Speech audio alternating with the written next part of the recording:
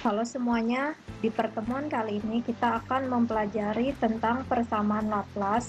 Referensi yang Ibu ambil itu dari dua buku, yaitu buku Joseph A. Administer, Electromagnetica Sound Series, dan juga sebagian itu dari buku Griffiths Introduction to Electrodynamics. Sejauh ini kita sudah mengcover beberapa hal yang tergabung ke dalam elektrostatis. Jadi sebenarnya di dalam elektrostatis itu, tugas utama kita itu adalah untuk menentukan medan listrik yang ditimbulkan oleh suatu distribusi muatan ataupun suatu muatan dalam keadaan setimbang atau kita sebut sebagai stationary charge. Jadi tugas kita itu hanya ini tuh, mencari medan listriknya. Namun demikian, dari hal yang sudah kita pelajari yang lalu, sebenarnya kita sudah mengcover hal ini.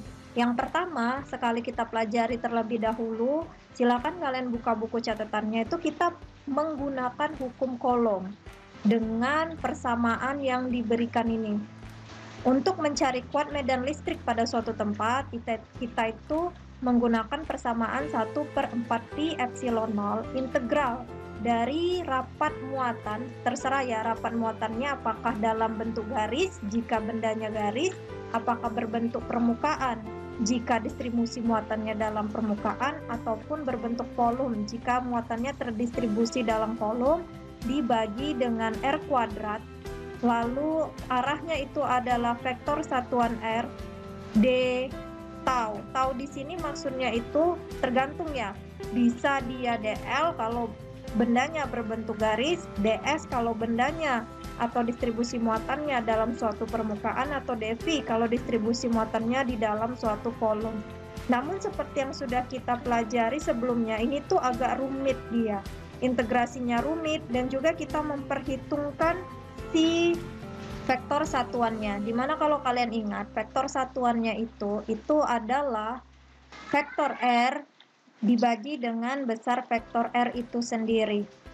Jadi di sini kita nih kan agak sulit ya kemarin itu ketika ingin melihat bagian mana yang saling menghilangkan, arahnya itu harus dipertimbangkan. Oleh sebab itu, hal kedua yang kita lakukan untuk dapat mencari kuat medan listrik itu adalah dengan mempergunakan hukum Gauss yang diberikan oleh persamaan ini. Ini hukum Gauss dalam bentuk integral ya. Kalau dalam bentuk diferensial nanti kita lihat seperti apa. Integral tertutup dari kuat medan listrik terhadap ds itu sama dengan Q enclosed ataupun total muatan yang dilengkapi permukaan Gauss dibagi dengan epsilon 0. Ini kan kalau misalnya dalam membentuk hukum Gauss ini, kalau kita ingin mempergunakan ini, kita harus menentukan dulu permukaan Gauss-nya itu seperti apa.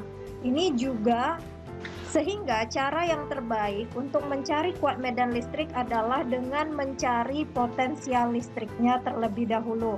Karena kita tuh bisa mempergunakan operator nabla ataupun operator del di sini, di mana hubungannya itu adalah kuat medan listrik sama dengan minus dari gradien potensial listrik. Untuk hal ini, itu kita bisa mempergunakan persamaan Laplace. Jadi persamaan Laplace ini kita pergunakan dalam elektromagnetika itu adalah untuk mencari kuat medan listrik yang nantinya itu bisa kita pergunakan untuk hal yang lain seperti mencari kapasitansi. Contohnya nanti akan Ibu berikan. Untuk mencari persamaan Laplace, maka kita mengingat terlebih dahulu hukum Gauss dalam bentuk diferensial yang diberikan oleh persamaan bahwa divergensi dari suatu kuat medan listrik itu akan sama dengan rho v per epsilon 0. Nah ini kalau misalkan tempat kita menghitung kuat medan listrik tersebut berada pada suatu bahan dielektrik, maka hukum Gauss-nya itu sama saja dengan divergensi dari kuat medan listrik sama dengan rho v per epsilon. Ini untuk bahan dielektrik. Dengan kembali lagi mengingat hubungan antara kuat medan listrik dan potensial listrik yang tadi kita berikan oleh persamaan bahwa kuat medan listrik sama dengan negatif dari gradien potensial listrik. Misalkan ini kita sebut sebagai persamaan 1, kemudian ini kita sebut sebagai persamaan 2, maka Dengan substitusi persamaan 2 ke persamaan 1, kita akan memperoleh hubungan bahwa divergensi dari kuat medan listriknya itu sekarang jadi yang ini. Itu adalah gradien dari potensial listrik negatif, itu sama dengan rho V dibagi dengan epsilon 0. Di mana ini kan ada negatifnya ya.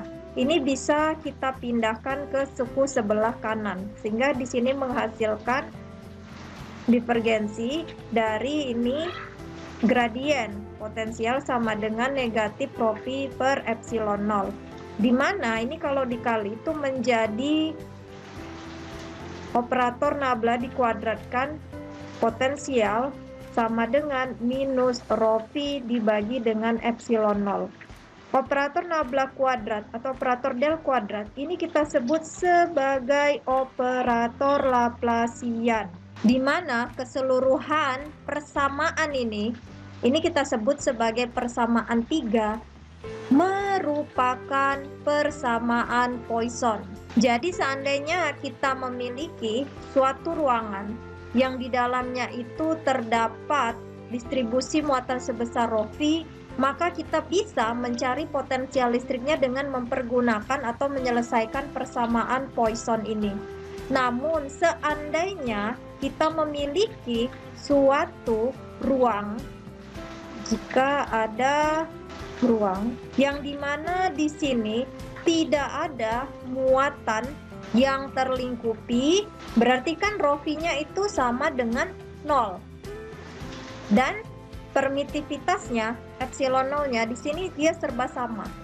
Berarti di sini persamaan 3 tadi itu bisa kita tuliskan menjadi operator Laplacian V sama dengan 0. Inilah yang kita sebut sebagai persamaan Laplace. Dan ini itu bisa kita pakai jika kita ingin mencari potensial listrik atau kuat medan listrik di suatu tempat yang seperti ini, tidak ada muatan yang terlingkupi di tempat yang ingin kita cari tersebut. Sebagai contoh, misalkan seperti ini ya, kalau kita punya kapasitor, kan terdiri dari 2 pelat konduktor ya, muatannya kan ada di masing-masing pelat. Di antara kedua pelat ini, itu kan dia tidak ada muatan, sehingga di sini kalau kita ingin mencari kuat medan listriknya, bisa dengan mempergunakan persamaan Laplace tersebut. Nanti kita akan lihat bagaimana cara mengerjakannya. Sekarang kita lihat terlebih dahulu bagaimana persamaan Laplace itu pada koordinat yang berbeda.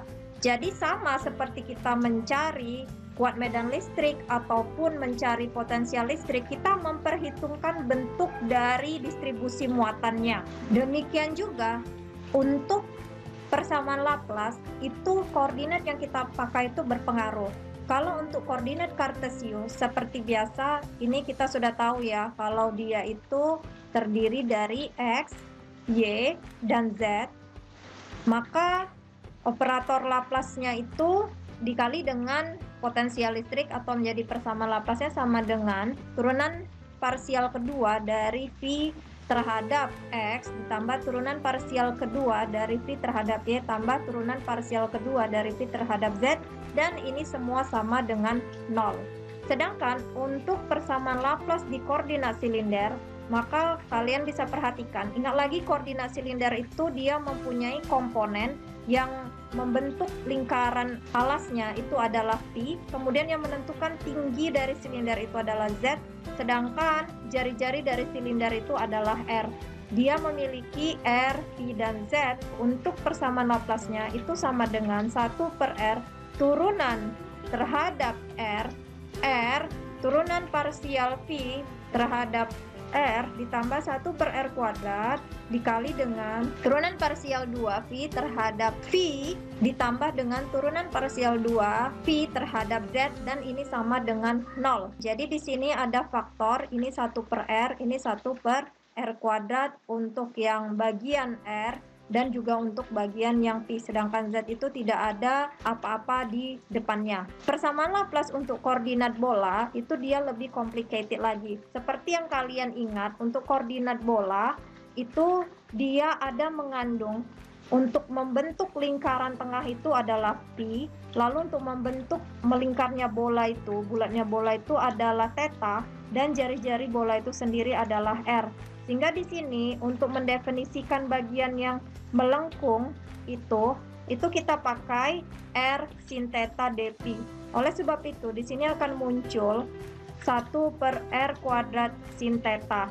Juga di bagian ini 1/r kuadrat sin theta kuadrat. Itu untuk koordinat bola. Nanti kita akan melihat bagaimana penggunaannya itu untuk kapasitor.